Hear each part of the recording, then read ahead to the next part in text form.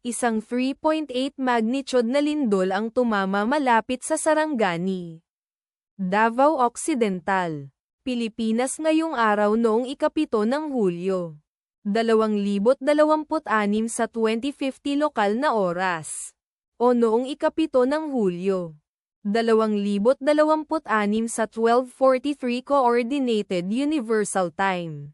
Tulad ng iniulat ng EMSC sa website nito, ang lindol ay matatagpuan sa napakababaw na lalim na 10.0 na kilometro sa ibaba ng ibabaw.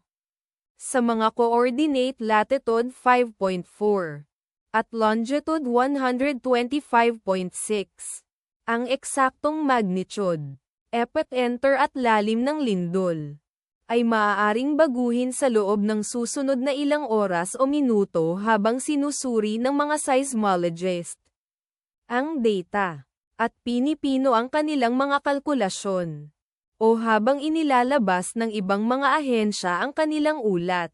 Kabilang sa mga bayan o lungsod na malapit sa sentro ng lindol ang Jose Abad Santos, Davao Occidental, na matatagpuan sa 57 kilometers, o humigit kumulang 35.4 milya mula sa sentro ng lindol.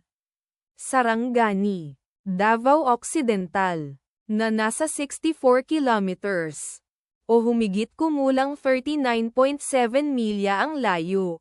General Santos, na nasa 92 kilometers, o humigit kumulang 57.1 milya ang layo.